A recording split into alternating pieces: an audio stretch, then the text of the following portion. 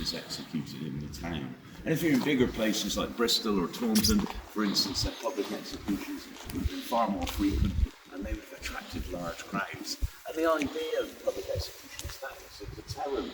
The authorities of the day, they want there to be a large crowd, but they don't want a large crowd. They're going to be fearful and frightened and intimidated by what they're seeing and forced to behave. And this wasn't what's happening. They very much become entertainment for the locals. You have large crowds gather, you have families turning up, you have traders selling their wares, people be getting drunk. Of course, you'd have crime there, you'd have pickpockets working the crowd, even though they could be up there 2 weeks' time if they get caught. So they weren't acting as very good deterrent. We get into the 1860s, people are really questioning whether it's a good idea. And from 1868, executions are then brought onto the privacy of prison grounds. Now by 1880, Shepton is the county jail for Somerset, so this essentially is the place of execution. Between 1889 and 1926, 7 men were hanged here, and they are buried on the site, and they're buried right here. See where they've moved the tarmac. This, of course, is under our property developers going to stick luxury housing down through it. They needed to find out what they were dealing with. So in 2014, they carry out an archaeological investigation here. They dug down, they actually found 9 grave pits, so there was a couple of spares. They found the human remains, they found evidence of coffin burial, which was a surprise. Prisoners were not generally afforded that luxury. They document all this, it's about a 40-page report. Once they're finished, they fill it back in and cover it back over, because they're not actually allowed to be moved for 100 years. Well, you can be able to get petition Parliament and so forth, it's quite a rigmarole to do it. So the census back in the day is hang by the neck until dead and then be buried in an unmarked grave in unconsecrated ground for a minimum term of 100 years. It's like an additional sentence, if you like. So ours is still here. Now some of you might be thinking, hang on a minute, he said 1889, well that's way over 100 years. Why don't they lift him when they were down? Our problem is we don't know who's who. We know who they are, we know when they were executed. We even know them very chronologically. But we don't know if they started burying them from right to left or left to right. So the early one was all nice fellow in the middle. So realistically, we're going to have to wait till 2026, at which point, who knows, if we're still doing our thing here, which I hope we are, I'd prefer to remain where they are. But if they do, I'd like to think we'd have a plaque at that point to say who they were and when they died. Similarly, I'm sure if they are, exhumed, they will be reinterred in the local churchyard this year and here. But I think it's important that at that point give them their names back. Okay, right, they aren't the only people who were executed here. I mentioned it was an American military prison. In the 3 years the Americans were here, they managed to execute 18 of their servicemen here. In fact, this is the only place they executed any of their servicemen in the UK. 2 were executed by firing squad. The firing squad took place over against the wall, pretty much behind where the Queen's was now. And the other 16 were all hanged here. We have what is known as a long drop hanging shed, which we will be visiting a little bit later on the tour. Okay, are there any questions? The Americans aren't buried here. The Americans are buried in Wassain, one of the big war cemeteries in France. I don't know if anyone's visited war cemeteries, but if you have, they always have large memorial, and all the graves are arranged facing the memorial. These fellows aren't. They're in a separate area way over the back. They are buried facing away from the flag, because it's considered the flag is Australia. They have no headstones, just a number marker on the floor, and you actually have to get permission to go. This is generally allowed to go over to that part of the cemetery. Okay, right, we're going to move on then. Just as he's got himself comfortable. Yeah, just as it shut up. Yeah. Hard labour. Now for male prisoners, this is largely going to be stone breaking. And there would have been carts bringing piles of stones onto the site, and the men would be out here for up to 10 hours a day, breaking these up by hand with sledgehammers and love hammers and chisels and so forth. They'd actually be doing this in certain specifications as well, depending on what the stone is to be used for. So if it's for ballast for railway tracks, for instance, you have to break it up much smaller than if they're preparing stones for worse. And this would be under strict supervision, largely in silence, and a lot of the time they would have actually been hooded as well, just with little slits to dry, so it would be quite difficult. I'll talk more about that a little bit later on. The regime in the 1800s was very much keeping people from communicating with each other. Now, from the 1820s, we had a tread wheel here. It was situated where the arches are in the building here. It was one of the biggest tread wheels in the country, so I'm told, and it would have held 40 men at the time. And again, they would be on there for up to 10 hours a day, like a set of steps. They often called it a never-ending staircase. As you walk up the steps, it revolves around. And it would have been extremely hard work. It's been calculated over the course of the day. It'd be going an equivalent elevation of just under 10,000 feet. Now, to put that into context for you, Mount Everest is just under 30,000 feet. So over the course of 3 days, they're going the equivalent height of Everest. And they're doing this in 6 days. Everest twice. It would have been extremely difficult to maintain that level of activity on the incredible diet that they were being fed as well. So people would have been dropping off there with exhaustion and physical injuries as well. Now, it was a mixed prison right through to 1918, so you have female prisoners here too. They also subject to hard labour. They wouldn't have been doing the tread wheel or stone breaking. They would have been tending gardens, doing laundry, repairing clothes. But the most common one here would have been something called oakum picking. Does anyone know what oakum picking is? It is, yeah, it's money for old rope. You heard the expression. It's simply unpicking rope. You imagine back in the days we've got the sailing ships going around the world, miles and miles of rope rigging, making everything work. When that rope becomes no longer fit for purpose, worn out, stripped off the boats and sent to prisons and workhouses to be unpicked. And the idea is to get to the fine, sort of fluffy inner fibres. They'll be washed, some of it will be used for stuffing mattresses, but a lot of it actually goes back to the shipyards where they use it to fill the holes of boats. So they pack it between the planks and then coat it over with tar to make the holes watertight. But really nasty job keeping those. Well, it doesn't seem like anyone else would do it. Hence why it was going to the prisons and workhouses. So I mentioned about the people dying on the site. Well, John Howard, penal reformer, visits here on a number of occasions. In the late 1770s, he reports that people prisoners are dying a week in Shepton Mallet jail. And this is largely down to diseases. No running water here till the late 1850s. Simply you've got no proper drainage. Waste matter is going into a ditch. It's when it rains, it's going down into the local river where they're collecting their water. So you've had dysentery, you've had cholera, typhoid, you've got smallpox, TB, other things like that which are prevalent in society at the time. So if you've got a disease, you're going infirmary, stressed up now, just to be positioned to put in a hammock by when windows there which would just be left open, that would be improved. And of course, you're undertaking. Now if that doesn't begin to get better on its own, there is only going to be one course of action. There's no antibiotics, they will chop your fingers off. And similarly, a good surgeon in the 1820s could amputate a leg in 30 seconds. Now, I say there's no antibiotics. Guess what? There's no anaesthetic. You're awake whilst this happens to you. Yeah, 3 or 4 people hold you down, maybe a drop of alcohol to dull the senses, and then the surgeon would cut the flesh away and begin swallowing. So all this has been done on the top there. We don't do it on the tour, but you're welcome to have a look afterwards if you wish.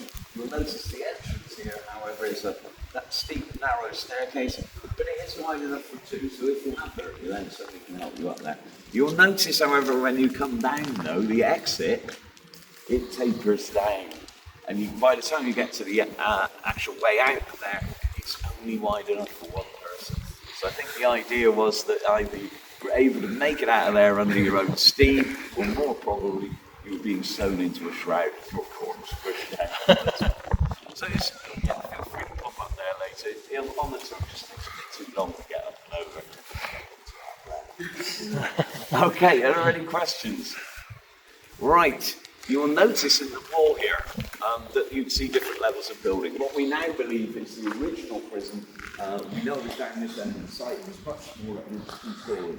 What we now know is that they knocked the top story off in the 1820s, they filled it with rubble and built on top of it. And that way they stepped and levelled out the site. You'll see more evidence of this as you go around. But the bottom part of the wall, at that end there, that could very well predate the 1820s by 100 if not 200 years. Right, if you like to follow me, we're going to head on down there. It's the closest point to the wall, highest point above the wall. What they did was tunnel up through the ceiling, get into the roof space from there, relatively straightforward, to punch the tiles out, and then get onto the roof. Now, they made a rope from knotting together bedding, so sheets of blankets, which they sling across the other side. There was no razor wire there. That only went on when it became a line for a prison. So they don't actually drop down the other side. We are, say, on a hill here. It's a steeper drop on the other side. We do believe they had some assistants, so they must have been holding that talk for them on the other side. They get over to the wall, they then walk along the top of the wall till they get to the gate lodge, where we're going in a moment. Much lower there, that's where they drop down and make their escape. Now, I'm told the two of them lads from Bristol, and they were recaptured on the bus back to Bristol. They didn't get very far. But our other fellow is a local lad, and he sets off to walk home. I don't quite know where he thought they might go and look for him first, but as it turns out, he never made it home. If any of you know Shepton, there's a pub down the bottom called the Dust Hole, and he pops by there, wonders if there'll be anyone he knows in there who might buy him a drink. And he goes in, of course he knows everyone in there, doesn't he? So he's having a good old time in there. Of course, back here, the officers are alerted the authorities to the possibility something's gone on over the wall, but they're also searching the site. As you can see, we've got nooks and crannies everywhere here. Maybe they're going to hide away and make a break for it when the heat's died down. But of course, you get into the evening, shift's going to change over.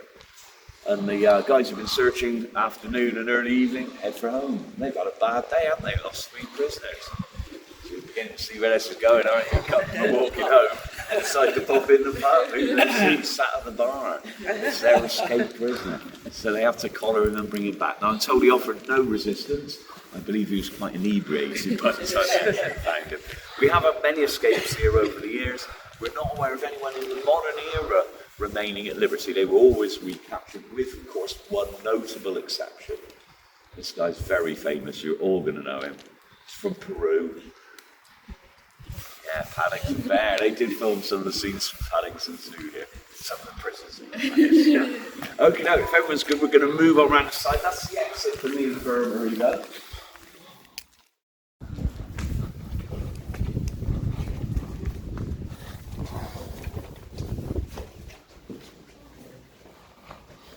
So there's a few little bits and pieces to have a look at in here.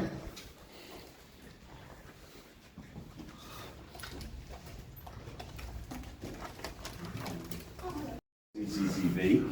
We got a selection of weaponry and also some of the prison officer paraphernalia in there. And then around here is a bit more evidence of this idea of building on top of the old prison.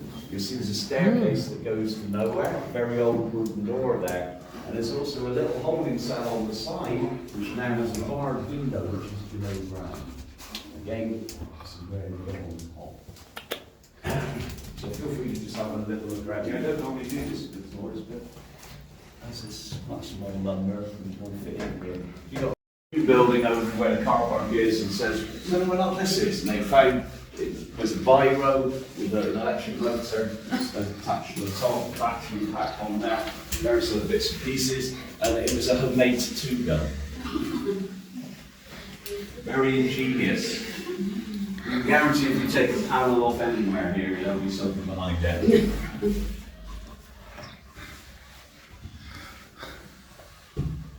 quite creepy in there at night. This actually was the entrance up until the mid-1990s, and they stopped using it as the entrance then. If anyone knows Shepton, the road outside here is extremely narrow. In fact, you can see, if you're going to go up there in a moment, you can peer out the window there to see how close we are and how narrow the road is. So it's not a secure way to receive prisoners, and they would have been received in the modern era in the new building. And if you parked in the car park, the big opening there, and then would have kept it in an airlock and then into a sterile area. And they'd be processed over there and then over here. And you may have noticed there's a bridge from the car park building across the road, dropping down onto the side of the wall. Super creepy in that the modern building at night, I tell you. I find it creepier than in here. It really is strange. Anyway, so this is the gate lodge from 1820. We actually believe the 1600s entrance is this. So this was built in the 1820s, and back in the old days, the gatekeeper or turnkey is going to be probably the second most important person in the prison, second only to the prison governor. He controls who comes through that entrance, more importantly, who's allowed to leave again at the end of the day. So he'd have actually lived above the gate there. He's got his lodgings up there. There's 2 rooms. It's a very narrow, steep staircase. There's no handrail or anything, but you are, I'll set you up there at the moment. What we're probably going to do is split into 2. Because we've got another feature of interest in here. Some cells we do believe could date from the 1600s. These were discovered by the developers when they are surveying the site to look at how they can develop it. They find there's a void behind the wall. They do a bit of investigating. They've cut a hole that's about 2 feet square. It's on the ground. But if you crawl in, you can stand up fully. There's flagstone floor, wood planking lining the walls, and the network and bars are still in place. If you look down in that direction, you can see there's a further couple of cells beyond there. So we've got a 4 with the dog. Do you guys want to go into there? The rest of you head up there, and then we'll swap over after so everyone gets the opportunity to do both. That's been one of the hotspots for Paranormal. Yeah, we got quite a bit up there. Yeah, I remember. It is, yeah. Have you been here before then? Ages ago, I wouldn't go up there. Oh, you have to do it today. Yeah, go for it. We let the ball. Go on. Yeah, you do sometimes feel getting your hair straight, ladies.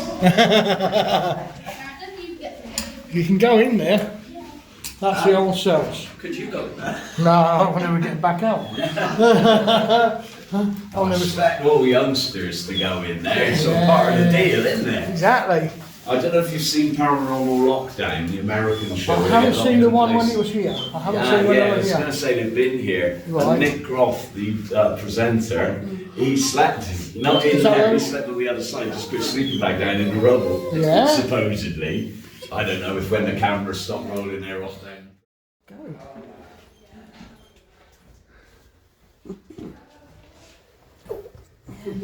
Mummy, Lovely staircase. uneven floor warning. First thing I do is trip over the uneven flooring. Of course you do. Oh, it's a bit cold up there. Never mind, I'm not He there. said one here. Oh, he's just about one here. Jack, he's the kind I of tripped in that Jack, I'm hole. taking. I don't care. You're not filming. Try to take a picture. I'm not talking to you, am I? How else was I know that, Jack? Because I'm looking at money. And why Oh, would I be I'm caring about looking this direction, Jack. Why? You shut up. And you were talking to me. Go What away. are you doing? What? I'm allowed to take pictures. Not arguing and bickering all the time. Jack? No. Yeah. It is.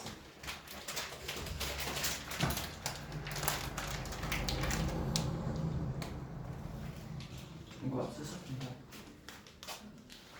Oh, go if you're going. Are you going? Yeah, why can't I turn my torch on at the I same don't time? know, Ben. It's so annoying. Ooh, this is really narrow. How do we put a... Hang on. Ben, just shut up. You shut up. I don't know how to put a torch on this one, so I'm going to put it on here. There we go. I can see now. I don't know how to put it on the one that's on record. I've got no hands in case of... Oi, oi, oi. Oh, these are very narrow stairs. Okay, I'm up here. I'm up. It's quite a low ceiling. Yeah, Darren came up here and bonked his head. Yeah. Tiny windows.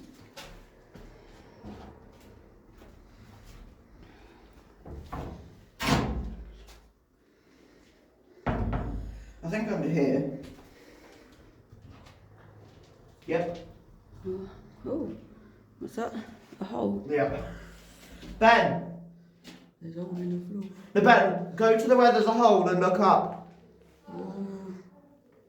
I want to see if we can see you. He's not being cooperative. Please. Okay, you're boring.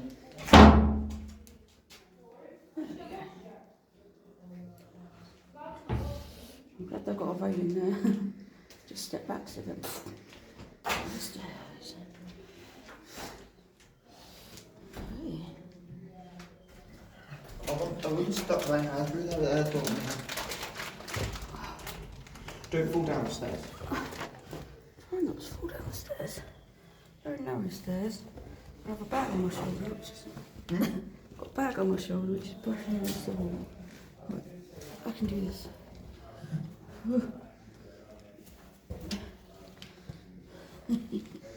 Oh, my knees aren't very happy. I've got an idea. Take a picture. Take a picture. They should invest in some railings. Take a picture. I want it to walk. Ben, just enjoy looking at the location Come on. and forget about the pictures, because you obviously can't take them, so there's no point worrying about it. Now it's there. And punching the phone is not going to help you. Why don't you turn off now? Turn off.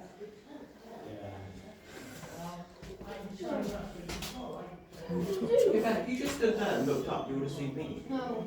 Yeah, because I lifted up the board. Because there's a board there. Yeah.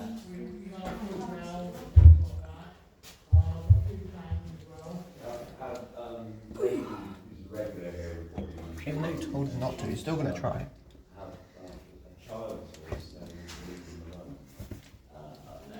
Came back a year later on the same day, same game. Obviously, at time it was quite the same as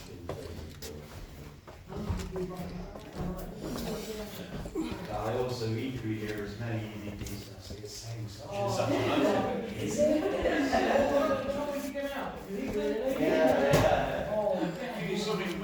When it's this, that's what they've said, that's what you hear, because your brain automatically interprets. Sometimes we're watching stuff and it's like, I can't hear that at all. But they try and plant that seed that that's what they're saying. There's one that we play on the ghost story. We project on the wall what this bit interpreter they're saying and then play recordings of them. And there's one that I think is saying something else from what they put up on the caption. I think it's saying something else. But people punish themselves, and then that one that's in the security office as well. I mean, they're all pretty much, and we know that there were 9 holding cells at the front of the prison, and then the night room is at the back. So I went through all of these. Yeah, well, I was told that this area here, you had a gate, where in the Victorian times, you had one gatekeeper in the lodge, and at night time, you know, if there was a kid or what they were called scrumping, this would be where they were held overnight. Yeah, they bring just stick them in one of those little cells. And that's why the floor's lower in them ones there. Yeah. So, you know, if there was like people crammed in and fighting out, they were lower down so you could kick them back in. Yeah. Wouldn't surprise me, wouldn't surprise you. That's apparently why the floor's lower in them cells, isn't it? I'll do anyway.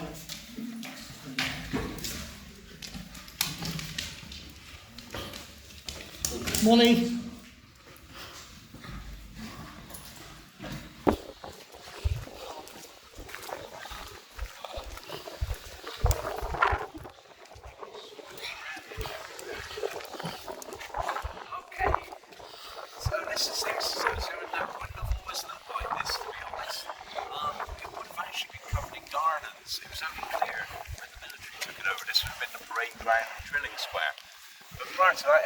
Large gardens, we know there were rose beds and flowers at the front, and then at the back it was produce, so various vegetables and so forth. There would have been a path around the perimeter for the male prisoners to be exercised, and I mentioned very briefly that in the 1800s they operated what was known as a silent and separate system.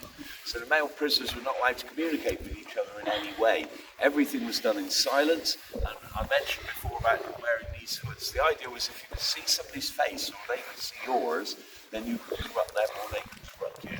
So you were kept totally isolated all the time. So when it came to exercise on a Sunday, so you've maybe been on the treadmill for 6 days. On Sunday, your day off, you're going to be expected to attend chapel several times and then you'll be exercised out here. So there'd have been a great long rope with knots tied every 4 or 5 feet. Each prisoner would be taken out of their cell wearing their hood. They'd be attached to the knot on the rope. When the rope was full of prisoners, they'd be led out of the B-wing there around the perimeter of the yard in an anti-clockwise direction in single file in silence and unable to fully see your surroundings.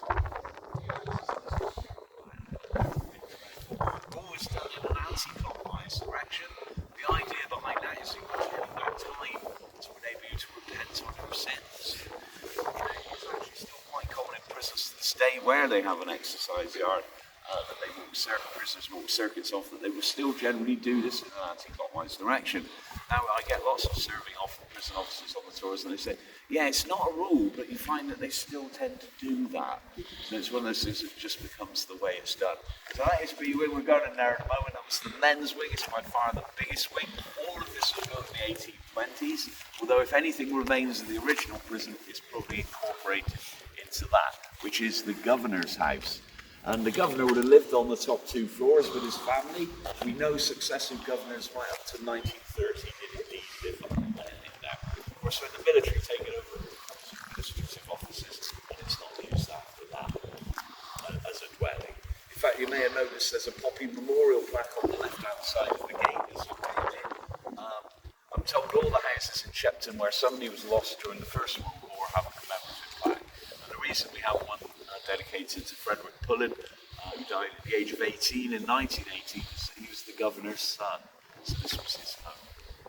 Right, so we got A wing opposite. That was the women's wing. It's much smaller. It only has cells on the inside here because the far side wall is actually the exterior wall. So if you tunnel through that, you drop into Frederick later on. And then end up here is D wing. Bottom 3 windows on the left are the execution area. Bottom 3 windows on the right in modern times are what is known as care and segregation. So the sag, the block, the hole, the punishment cells essentially. The care element being that you can have something like 24-hour observation in there if the risk of self-harm. So the top part of D-wing was the addiction wing, and it was opened by Terry Wade in the 1990s.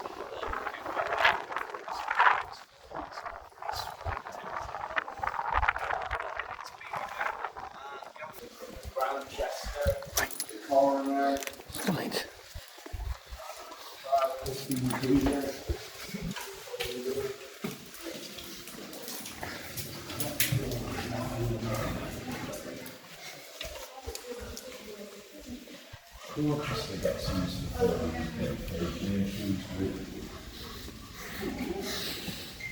So Des was filled with cell 19, outlaws used 22.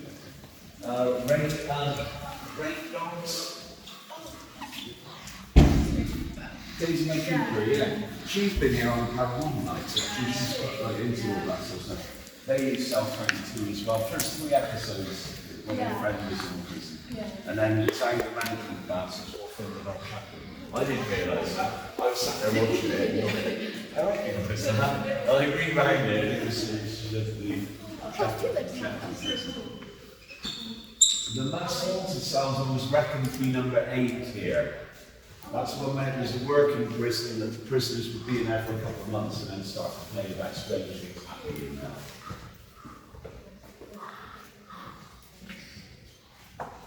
There's 94 cells in this wing, of which 11 are doubles. When it was built, it would have all been single cells, the separate system again. So we know at some stage they've remodeled and knocked 2 into 1 on this side. They always tend to film in the doubles because it gives them room for the cameras and lighting.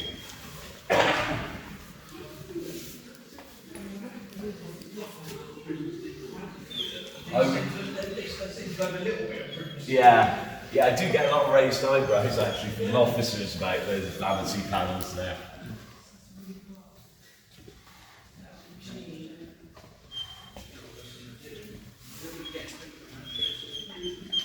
They get like a foam mattress with a vinyl covering on, it's about that thick.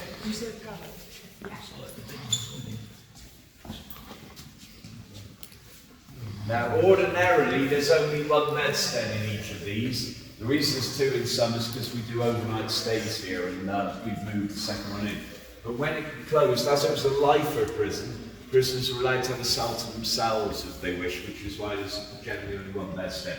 If you have been here at any other time, however, in 1970s, 1980s, for instance, there would have been bunk beds in there. You've had at least 2 people sharing, and quite possibly 3.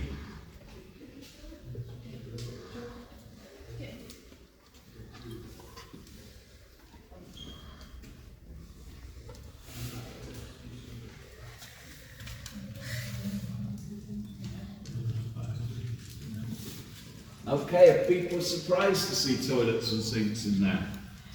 Yeah. They are fairly recent.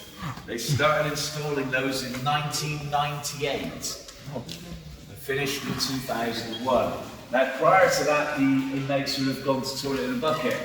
Now, I just told you might have 3 people sharing. So basically, in cell etiquette dictated leaving number 2s in the cell. If we needed to go number 2, hopefully it's going to be solid enough to get between a couple of sheets of newspaper, screw it up into a ball, and sling it out the window. But the problem is, as you can see, windows 8 feet off the ground, they got bars over them, they got glass, some opens that way, some opens that way. You'd actually have found it's hard to throw your poo out the window. So in the old days, you'd have found that the bars and the windows would be caked in poo and paper. Also, if you've been visiting back in the day, you would seriously run the risk of being hit by a poo bomb if you were all too close to the building. I had a former chaplain who worked here saying, yeah, I got hit a few times on one of my tours recently. But when it came to emptying your bucket, that would be first thing in the morning. That was known as slopping out. So the officers would go around, have a look at each cell, make sure everyone's up and moving about. That's essentially first roll call of the day. And then the order would be given to slop out. So the officers would open a series of doors, the prisoners would come out with their buckets, and they'd queue up behind a blue double door down there, which is known as the recess. And if you look in there, there's a big sink at quite a low level, with a wood panel protecting the top of it. And that would be, it's got no plug on, it's just got like an open drain. That would be where you empty your bucket. There's hot and cold taps there, you're expected to scrub your pot clean before returning it to your cell. But of course, it's the time everyone's going to be a little bit on edge, people are going to have beefs with one another. Not uncommon for officers and prisoners alike to be what was known as potting. That's to have the contents of the bucket thrown over you. Nice way to start the day. But also you can get more serious things happen at this point. Where beggars have made a homemade weapon, and actually in your pot, you can pull that out and get somebody lost in the queue to the process.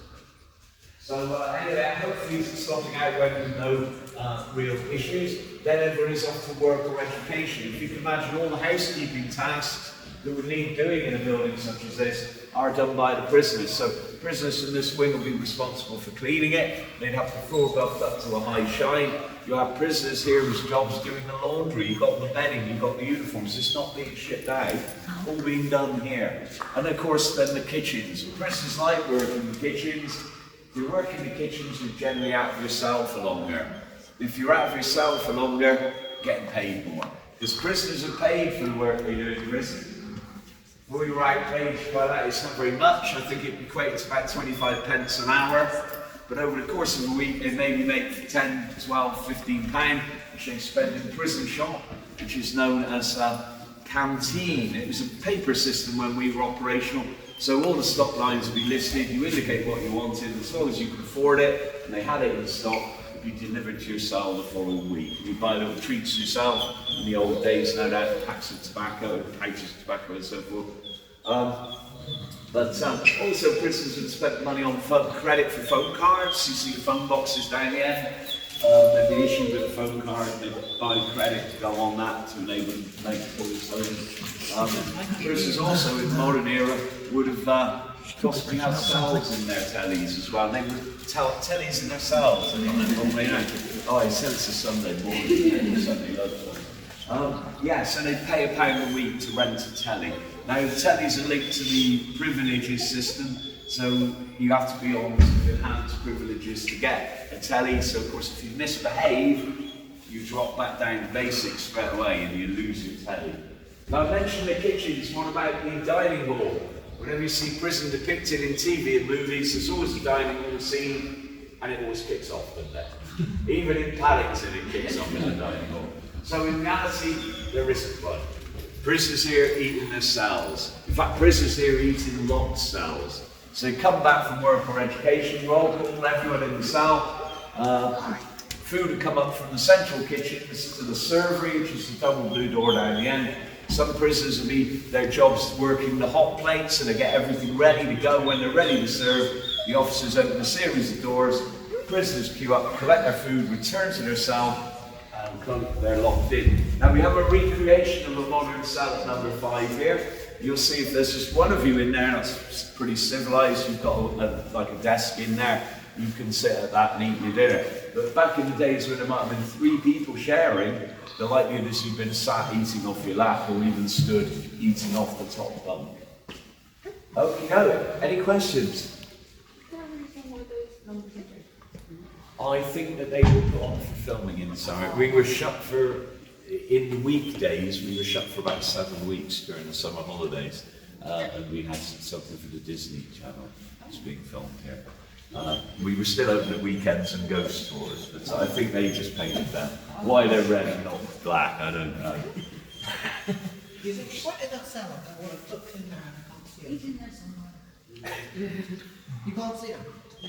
Oh well, you can come back and get them at the end of the day. Oh, you can't find it. So I really didn't see the recreation of the modern souls there.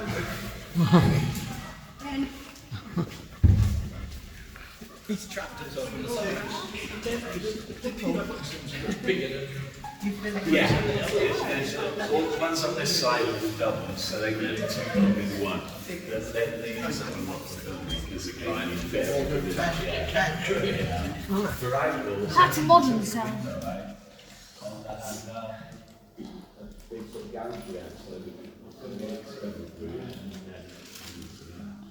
It's amazing what they do.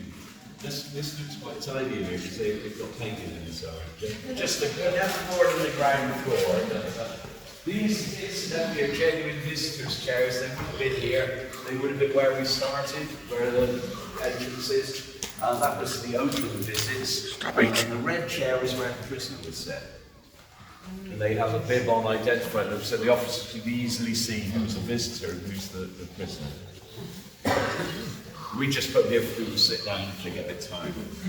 Right, so we're going to head across the scenery now. Now this is where the escape rooms are. So we're usually coming into some when they're about to finish. We might get a few of them beeping and so forth. Separate from the rest of the prison. New wing for women. You got different eras. 1820 reforms, they're giving the women their own wing, but they're still coming into contact with the men. So by the late 1840s, they don't want the women associated with the men at all. So they've got a wing that's detached from the rest of the prison.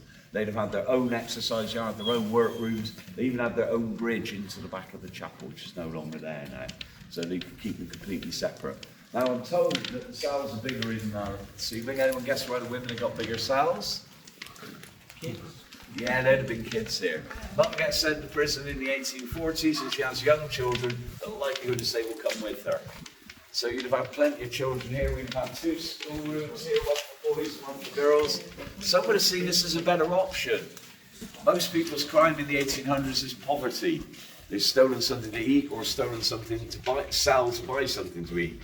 And so the only social welfare at the time is, of course, the workhouse. Now, if you go to the workhouse, your family is all divided. Mum might only get to see the children on a Sunday for an hour or so if she's lucky. So someone would see this as a better shout.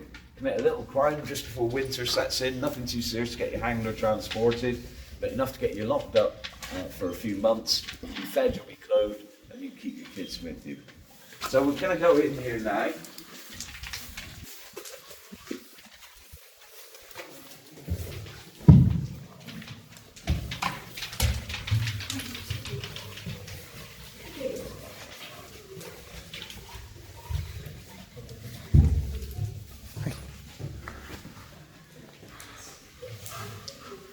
I was going to say bigger bums, but Sorry? I was going to say bigger bums, not kids. Yeah.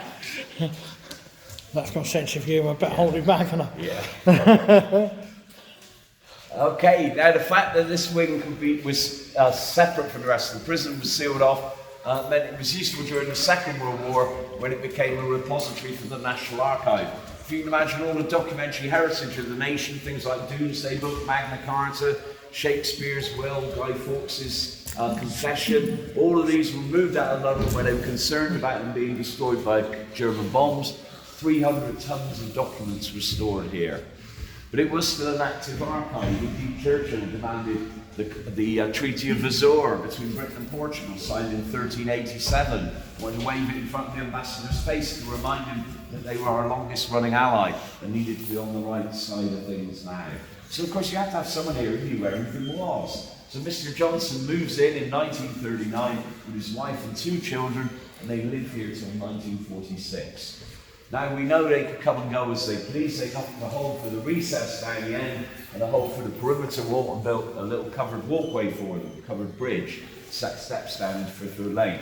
We know that Mother was in the Women's Institute, was in the local bowls club. The kids went to school here. A perfectly ordinary life, but just over in prison.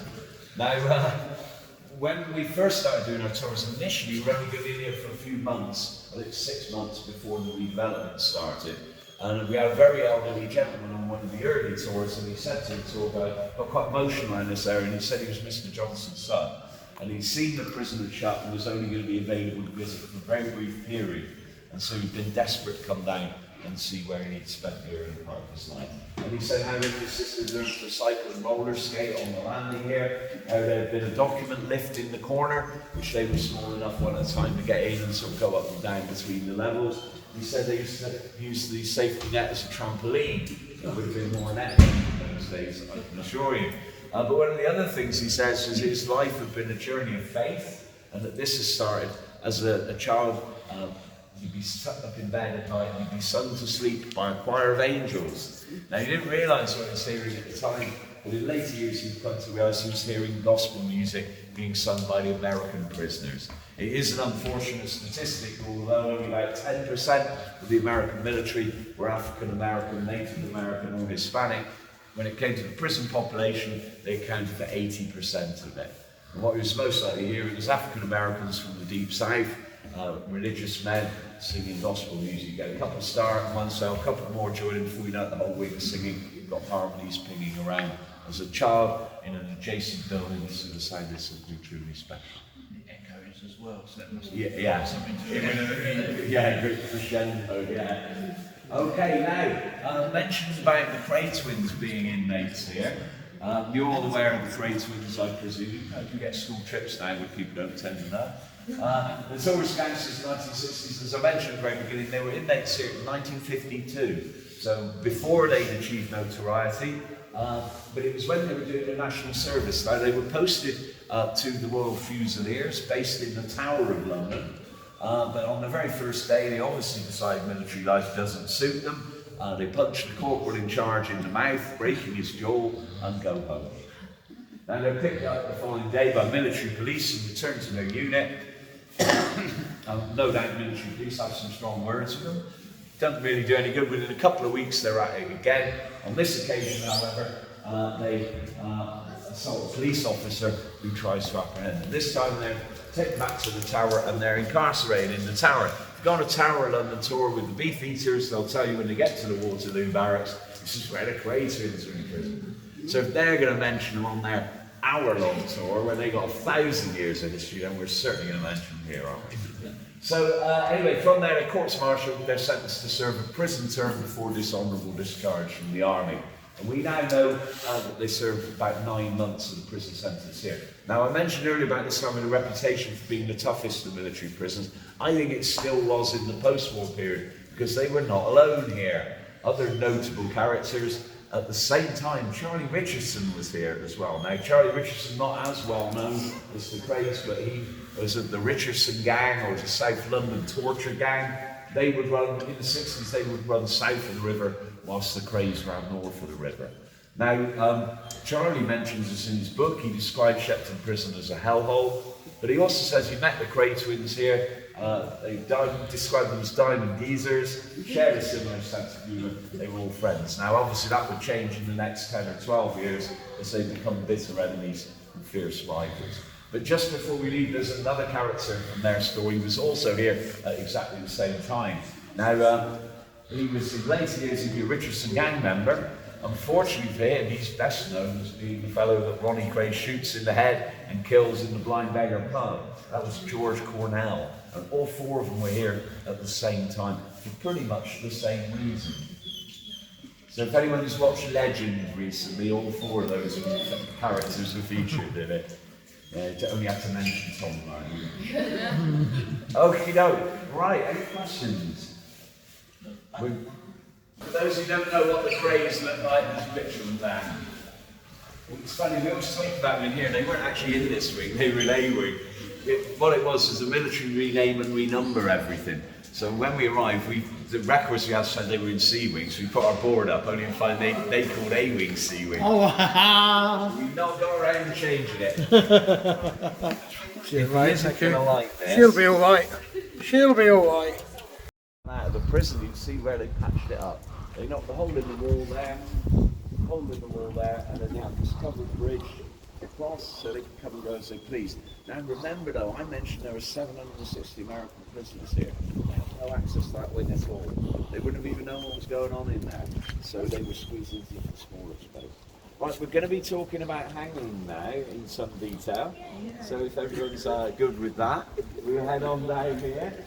I've probably given the game away a little bit, but anyone guess what the red brick building's for? Hanging. It is, it's the hanging room. It was built in 1940. It was used for 3 of the fellows who were buried by the wall, and it was used for the 16 American servicemen. The original executions here used to take place up by the gate. On old plans there was a building described as an execution van. So I don't know if it was a portable thing that could be trundled around or what. But from 1914 this was installed. You actually do find, if you look at Wikipedia at one point, it said this was built in 1942 by the Americans, but we know that is not the case. 1914. Now, the executions I talked about earlier, the public executions, would have been using what was known as the short drop method for hanging. So basically, you'd be taken down into the town on the back of a cart, a scaffold be erected, gallows on this, you'd be taken up in front of a baying crowd onto the scaffold. The likelihood is you're going to have a noose put around your neck, but you're going to be stood on a small beer cask or stool, or upturned bucket. Ever wonder where kick the bucket comes from? And at the moment of execution, this is pushed from under you and you drop down. Now, you are not dropping with any force, so you are not going to break your neck. You're going to be slowly strangled to death as the slip knot tightens and tightens and tightens. And the likelihood is it's going to take about 20 minutes for you to die. It's going to be excruciating, and it's actually going to be pretty grotesque to watch, because the body will be struggling, fighting to the very last, even though it's trussed up. So not a very humane way. In fact, if you were a 13-year-old malnourished juvenile being hanged, you could be up there for an hour, cut down, and you're still alive. You didn't have sufficient body weight. So anyway, not a particularly humane way of doing it. We get into the mid-1800s and they start looking for better ways to do it. William Marwood, well-known executioner of his era, starts to experiment with a new approach. And this approach is a measured drop. So the length of your drop is going to be dependent on you, on your build, your size, your height, and your weight. And he tries this out and it proves to be very successful. And more people adopt his approach, which becomes known as the long drop. By the back end of the 19th century into the 20th century, it becomes the only approved form of judicial execution for civilians. You must use the long drop. And that's what this was built for. So you've got the hanging room above where the window is, and then you've got the execution room above, and then the hanging room below. So the body will come through the trapdoor and be left in there for an hour. Okay, so if I describe once I get into the 20th century, all of the executions are standardised. So wherever you go, whether it be Bodmin, Shrewsbury, their setup is always the same. So you've got the condemned cell, where that little window is, and then you'll immediately see it's right next to the execution room. So if we talk about a 20th century execution, you're sentenced to death, you're taken from the court to a place of execution. We don't have death row in England. You go to the nearest available condemned cell. Only one condemned person at a time. So you'll be situated in here, brought into here, you'll be accompanied by 8 prison officers. 6 will work in pairs in 8-hour shifts to accompany you 24 hours a day. You'll be observed at night when you're asleep. You'll be accompanied when you're exercising, when you're eating. They'll be sat in the cell with you, they'll be really friendly. The idea is to get you as relaxed as possible. Of course, the main reason they're there is to stop you from taking your own life. You're not allowed to. State has sentenced you to death, state's responsibility to take your life. So you're going to be located in there for 3 weeks, perhaps 2 to 3 weeks. It's a much bigger cell than normal, much more comfortable, comfy bed, table and chairs in there. There's also a mysterious bookcase. And the bookcase, unbeknown to the condemned, is actually covering the entrance to the execution room. It's behind the bookcase. And that was again standardized in all prisons. So you have exactly the same layout. Okay, now once you've exhausted all your possibilities for reprieve or for appeals, shall I say, then a date is set for the execution, and an execution is selected from the list, government list, to attend the prison. Now he'll arrive at the prison, he'll bring his own assistant with him. He's got to present himself no later than 4:30 in the afternoon of the day before. And the reason for this is the pubs didn't open till 6. They wanted to get him in here before he gets drunk. It was a bit of a problem with executioners. So anyway, it's him and his assistant's responsibility to get everything ready. They'll know the height and weight of the individual from prison records. They'll also want to take a peek at him in the condemned cell. And there's a spy hole in the bookcase, just to see if there's anything they need to factor in. Does he have a big, thick, muscular neck? Do you need to increase the drop? Does he have a pronounced limp? Is this going to impede the movement on the day? So all this will be taken into account. They'll want to test the trapdoor. So they're going to drop weighted sacks down through the trapdoor. They're going to stretch the rope. So do that whilst the condemned's being exercised. If he's in the cell, he's going to hear it. That's going to alarm him, certainly. So they got everything ready for the next morning. The execution will take place at 8 o'clock sharp, always 8 o'clock in the morning, except in London, where it's 9 o'clock in the morning. And I've absolutely no idea why this is different, but it would have been 8 o'clock here. 8 o'clock sharp, the door to the condemned cell will open. 2 prison officers who've not met the condemned to this point will enter the room. They will stand the condemned up, pinning their hands behind their back. They'll be joined by the county sheriff, the governor, the executioner, prison doctor, and any religious representative. They'll then move the condemned swiftly towards the bookcase. The bookcase will be moved to one side. The condemned will be walked straight through and onto the trapdoor, where the assistant will immediately secure the ankles. If it's a lady, they'll also secure the knees. The executioner place the hood over the head, noose around the neck, and pull the lever. And it'd be as quick as that. Albert Pierpoint, perhaps our best known executioner, without doubt our most prolific, reckoned his quickest took 7.5 seconds from the moment they entered the condemned cell. If everything has been done correctly, then the drop basically probably kill you in about 1/3 of a second. The idea is to break your neck between vertebra C2 and C4, which will sever the spinal column. So although you are left to hang for an hour in here, if everything's been done correctly, you're going to be killed pretty much instantaneously.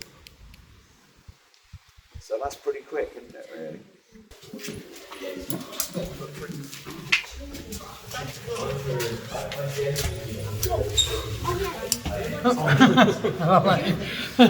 Just checking.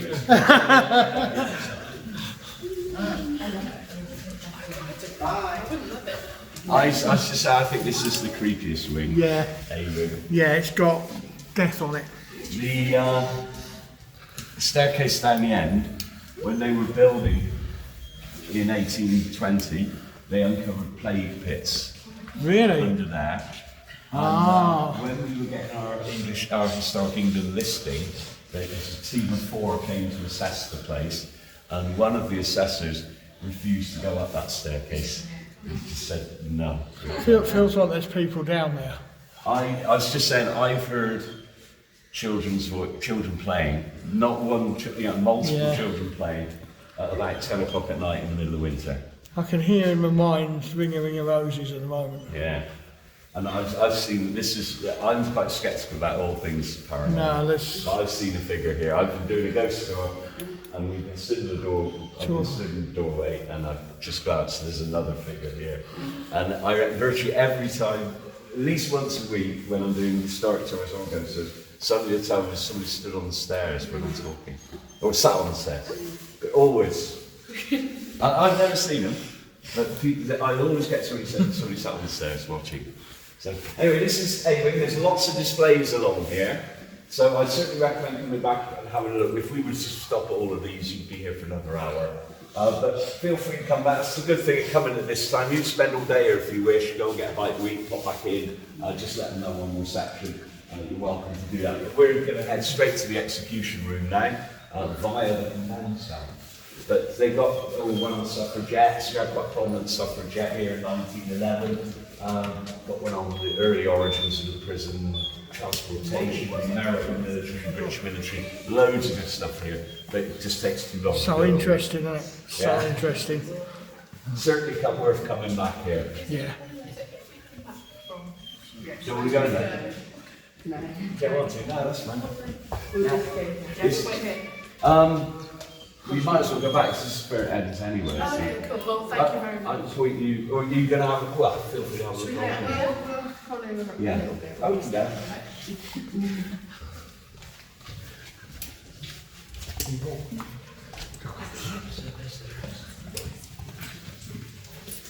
This was built for the filming over the summer. This isn't real. It just looks so authentic. It's incredible what they can do. They use that as a torture chamber. Big barbers.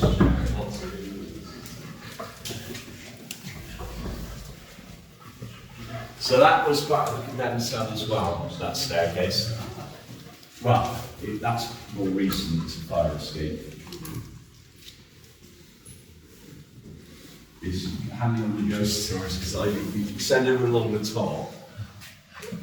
And then I appear down the bottom. Give me the secrets about it.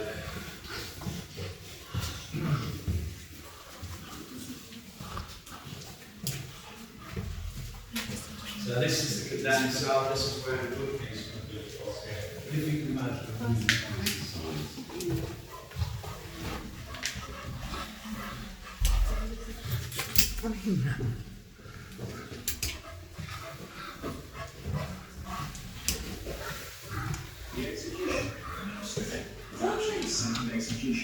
It's too tempting to press me, isn't it?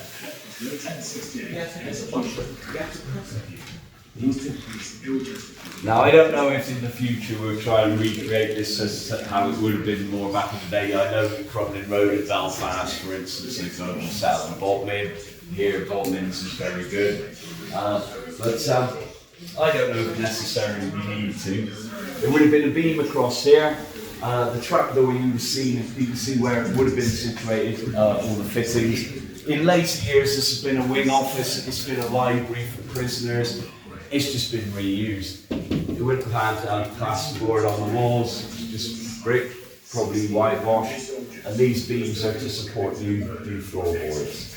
I mentioned about the Americans. Now, the Americans was very different. They'd be brought through onto the trapdoor. They'd be stood. They have their military record read to them, the crime switches and accused read to them, the findings of the courts martial read to them, the sentence read to them. They're then asked if they wish to make, if they have any last words and wish to make a formal statement. And after that, their last rites would be read before the lever pulled. This generally meant they were stood on here waiting to be killed for 3 to 4 minutes. Now, we actually have 3 double executions here, 2 servicemen on the trapdoor simultaneously, and on those occasions they were waiting upwards of 8 minutes.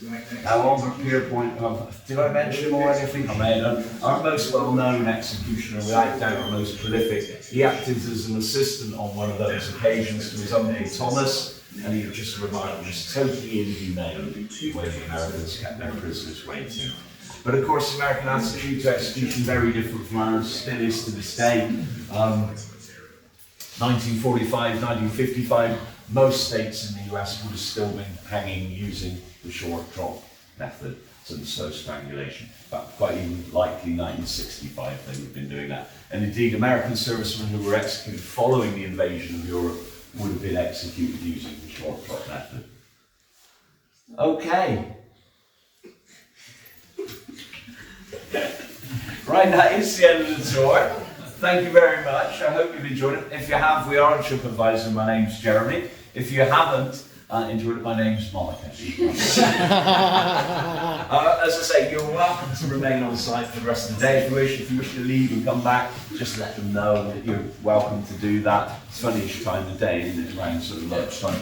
But there's plenty more to look at. As I say, we don't have a chance to do it all on this tour, otherwise it'd be doing one 4-hour tour a day or something. So I should leave you now. If you want to carry on looking around, feel free to do so. If you want to come back to the visits where we started, I know a nice little shortcut. You're welcome to follow me back. But thank you very much. Hope you enjoyed it. Enjoy the rest of your day. Cheers, mate. Thank you.